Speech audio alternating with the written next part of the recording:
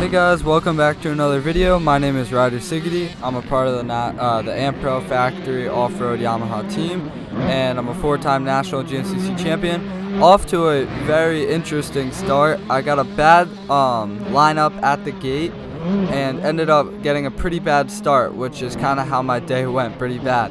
But as you can see right off the bat, I already had like 2 collisions. I hit somebody in the first turn, and then 2 turns later, the rider went straight into a tree, and I went straight into them. And this is the Pro 125 Moto. So I've been doing mostly GNCC this year. This is my first local race back racing home at TOR, and this is the 3rd round of TOR, I believe. So I really was expecting to do pretty good, because last year I was in contention many races for winning or definitely getting podium in this Pro 125 Moto. That being said, right off the bat, I just keep making my way back farther and farther.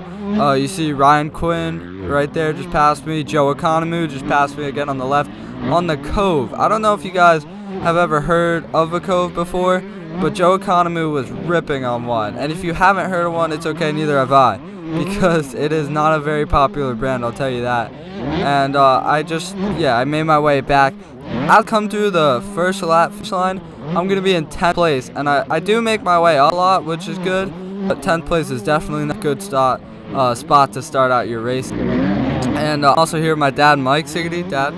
Hi everyone, yeah, this is the TOR GP series in Elmer, New Jersey, and it looked like it was going to rain for days, so everyone showed up with their rain tires, and as you can see, the course was actually pretty good. Maybe a hair greasy, and with the roots made it a little bit scary, but overall the course was really good, like compared to last year when it was just terrible dust everywhere. Yeah, definitely. Also, Dominic Griffith just passed me. You see he got a little tangled with Mr. Quinn there, so I was able to get right. Never mind, I take it back. I thought I was able to get around him, but I do end up getting around him in a little while. I'm going to kind of explain, I guess, something that helped me a lot this race. In a little while, you're going to see Chris Weiss. He was either leading or second, and he had a really bad fall in the Endurocross section, like went over the handlebars and was on the ground for a little while, I guess. And he gets up like right in front of me, and he started making his way through the pack, and I was kind of like, I'm not as fast as him, but I was trying my best to tag along, and I felt like I could keep him in my sights because he kept getting held up by people, and I feel like that helped me get through the pack a lot faster too. So as you might have seen from the intro, we have some back cameras, so stick around towards the middle or end of the video. We're going to show you some pretty cool back footage too. But we only had one camera running at a time this day, because all of our good equipment, our camera stuff, our spare wheels, our bikes, our gear, everything is in Tennessee right now with the motorhome, where they're actually getting pummeled with like a 1,000-year storm, they're saying. As a matter of fact, a bunch of people drove to the Louisiana National Enduro on the same day as this race, and when they got there, it was so bad they delayed the start by a couple hours, and then they just threw in the towel and canceled the race.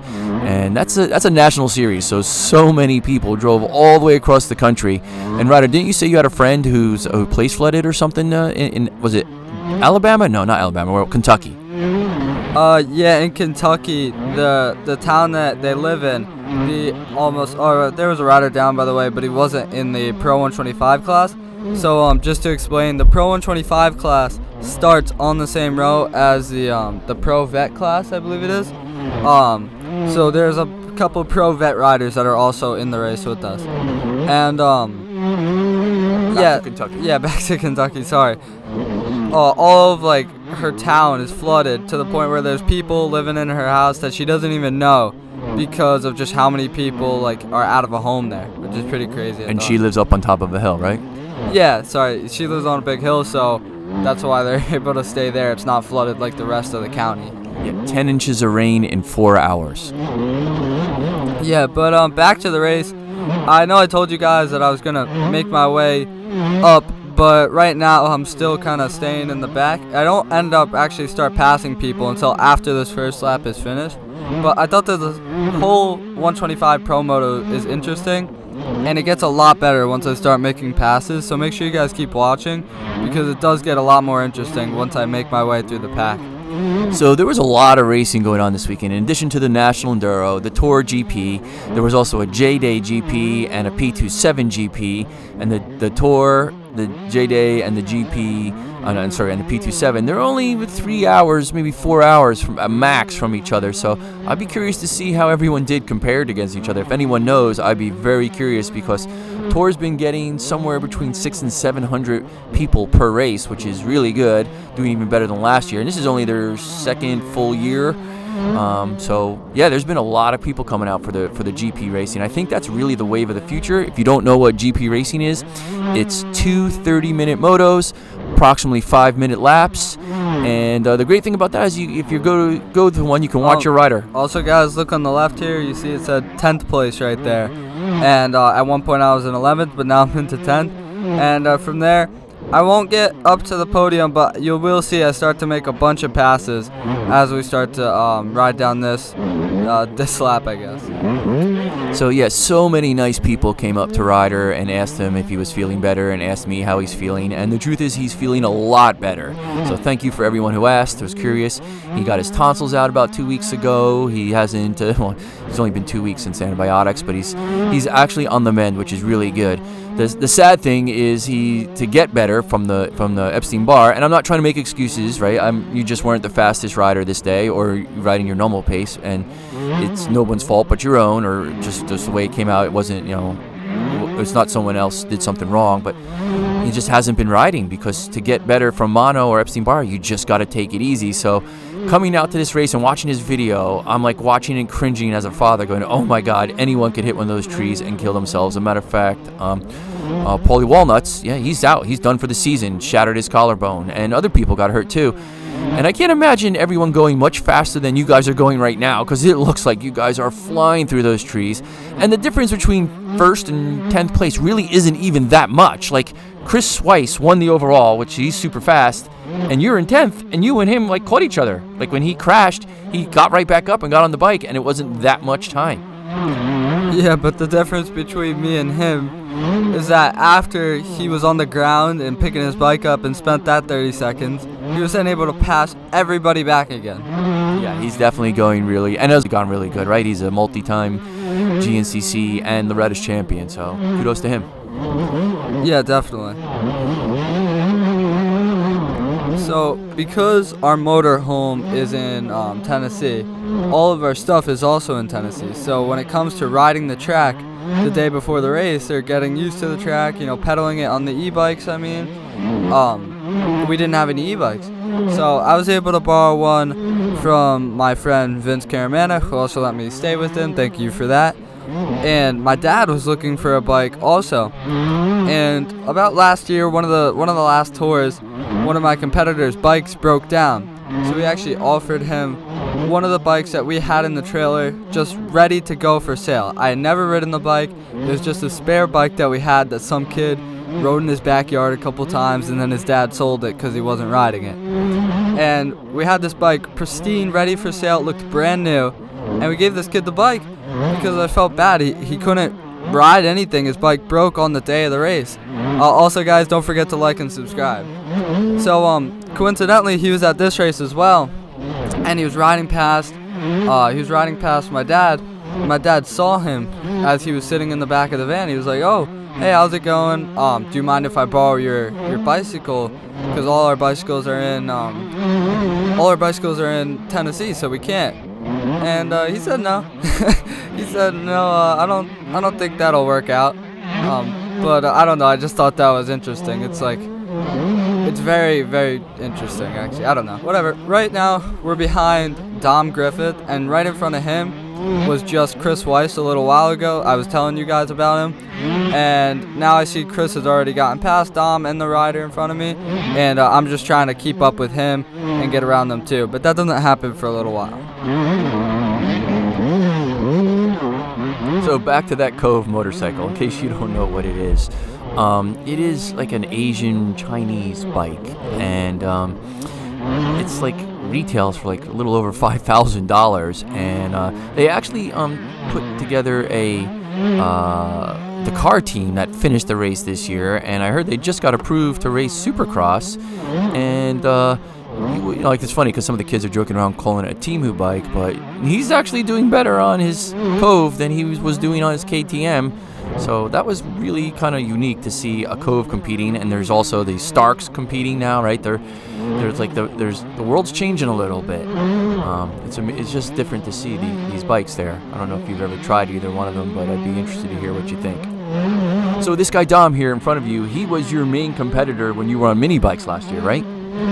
Yeah, Dom and I went back and forth all year last year, and you see, it's not gonna end this year either. It looks like. Like we said, I didn't have both the GoPros, but right when I passed Dom, he pretty much stuck with me in this race for the rest of the race. You see, there's another rider down, so I make one more position, and it's just Dom and I kind of now making our way through the pack. So this kind of racing, I don't know, maybe it's because I haven't been doing any racing recently. Well, that's not true, I did enduro, but it just really caught me by surprise, like how fast and aggressive it is for 30 minutes. Like, you know, your GNCCs are 3 hours. You know, people normally aren't sprinting like this through the trees as much here as they are. And I do an enduro, and they're 45-minute sections one after another sometimes. So this really caught me by surprise, this kind of racing. I mean, I enjoy it a lot. It's probably my favorite kind of racing now. I definitely recommend everyone to try it. But man, it is a wake-up call.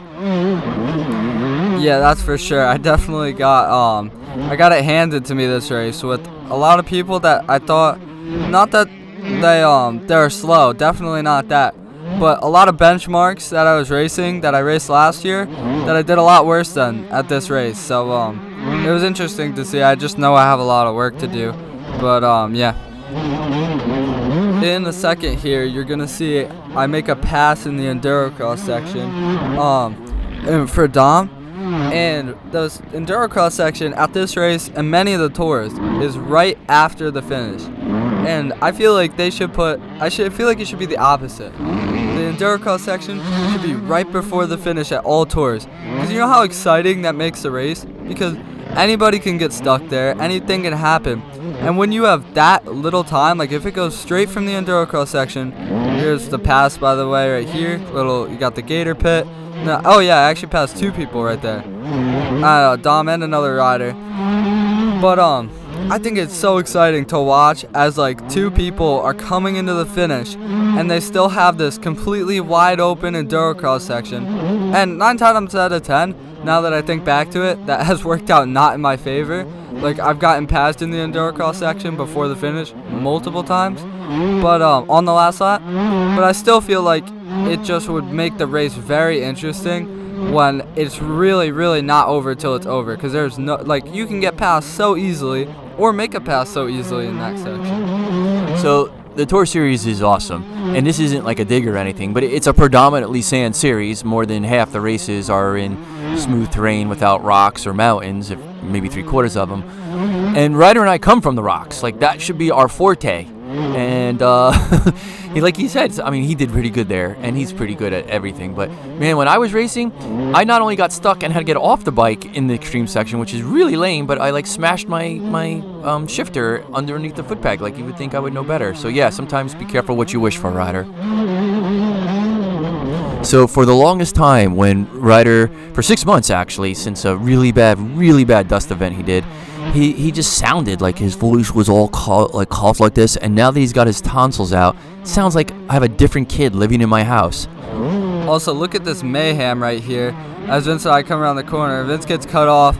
I get around the inside, and now I'm just right behind Vince, still trying to make my way up the pack, and I just cut up. Vince is in front of me on a brand new 125 that he just got, and he was going really good on it as well.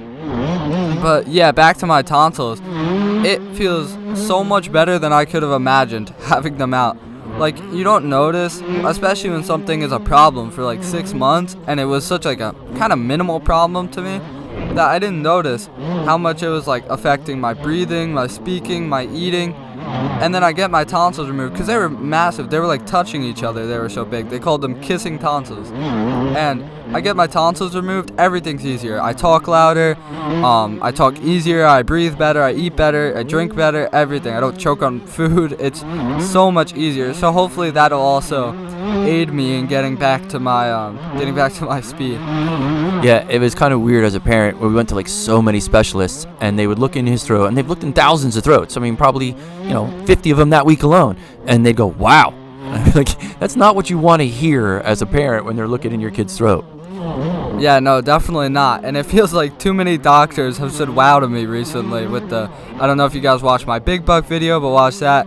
I had a pink eye doctor that said the same thing. I had this doctor say, no, it's not good. Actually, we never produced a Talladega video. We didn't get around to doing that because the camera was just stuck with mud the whole time. As a matter of fact, I didn't see anybody who made a GNCC Talladega video. That's true, but we did talk about it in the last GNCC video that we made. Yeah. In case you missed that one, I'll just give you the short story. He gets off the plane with double pink eye. He'd had nothing in the morning. And by the time the hood doctor, because we were in the hood looking for an emergency center open up late at night, saw his face, his eyes were so swollen. Also, before he finishes that, here is just another example of why this Endurocross section should be, because this could have been me too that fell here, but should be held until the last, right before the finish. One rider almost falls, Vince falls.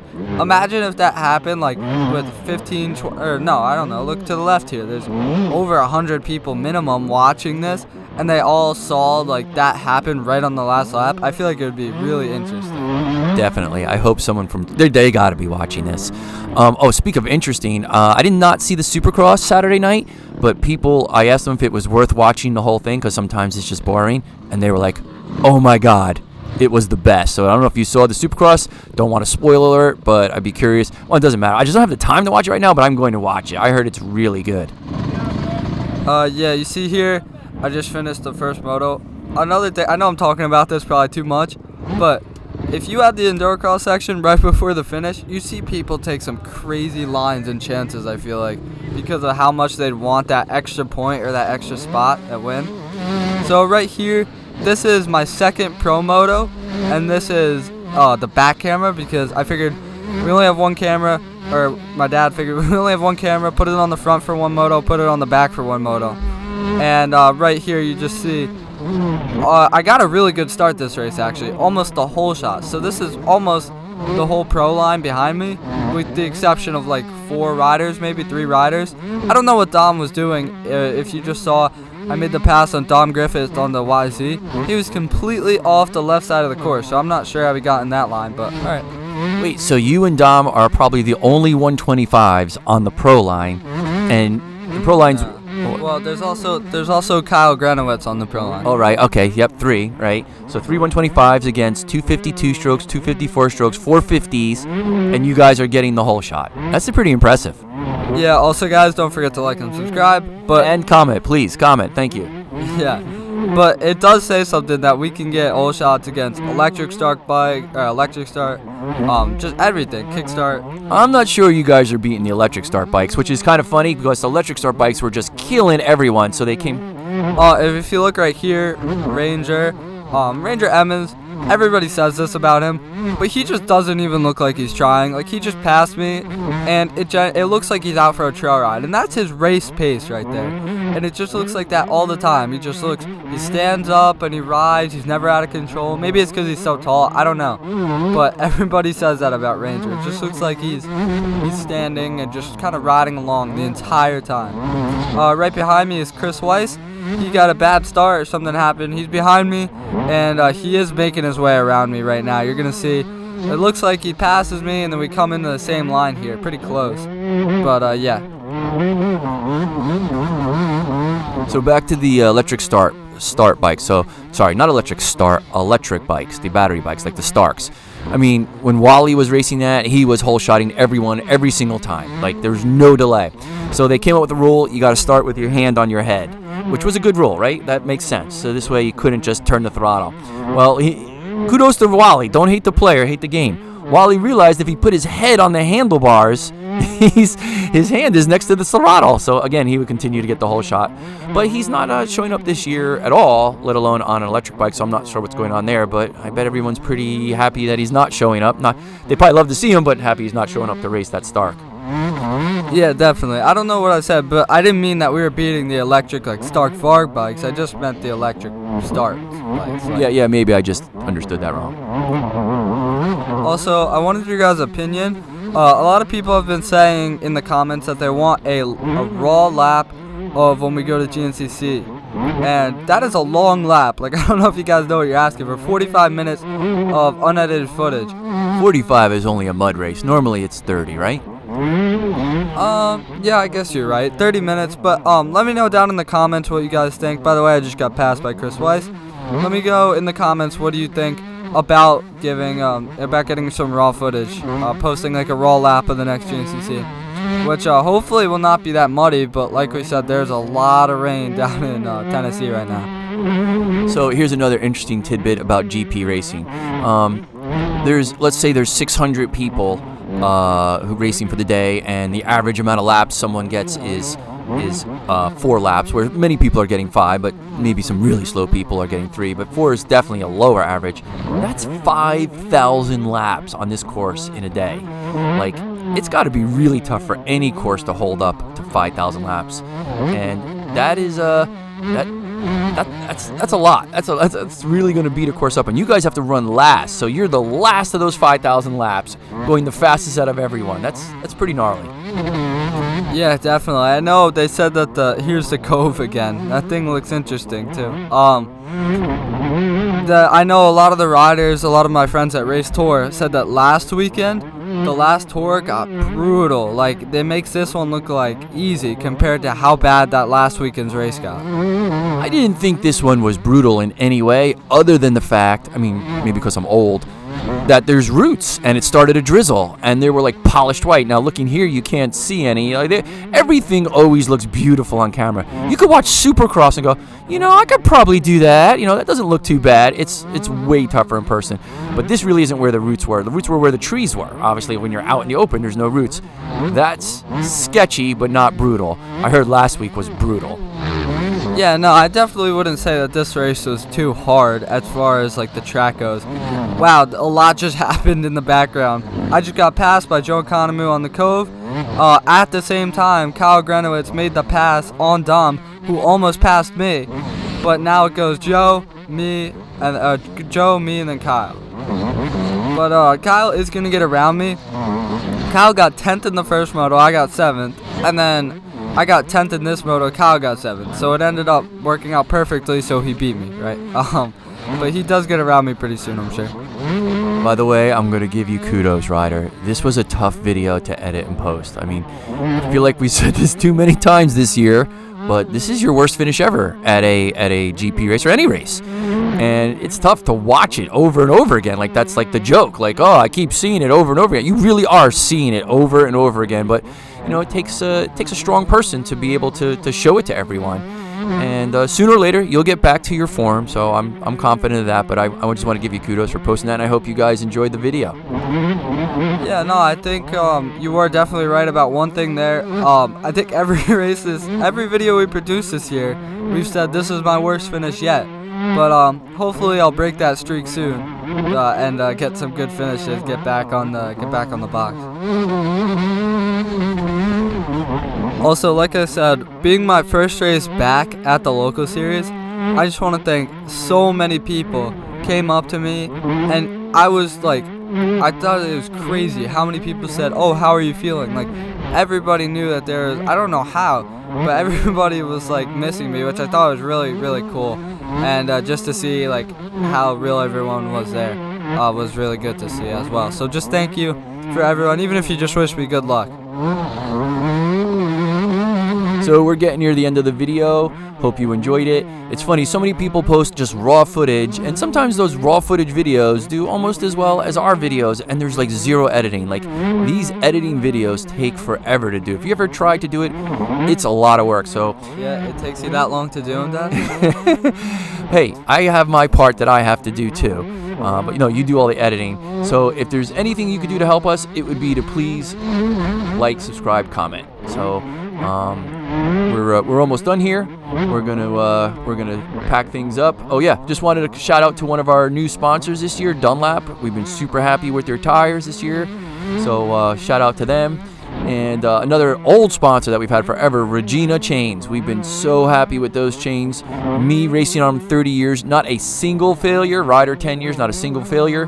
Probably because we carry a master link to all the races, why we never have a failure. That's the way it goes. But things are going well for us. Our sponsors are great. Our videos are coming out good. I hope you enjoy them. And stay tuned and subscribe for the next one coming out next week. We're going to try to get that one out early for the Tennessee GNCC that everyone says is really gnarly and slick rocks. Yeah, definitely. If you're going to look on the left here is Kenny Held. That is, actually, no, I'm not going to say what his filming name is because he doesn't give me free clips. But he's one of my friends. Before we get to the end of the video, I just wanted to say an idea I had where I think that they should put the Don't say the enduro section after the scoring. I'm just kidding, but I just wanted to say thank you guys for watching the video, and we'll see you in the next one. Don't forget to check out the Tennessee video. Hopefully I'll be able to get that one out quickly, and I'll see you guys in the next one. Bye.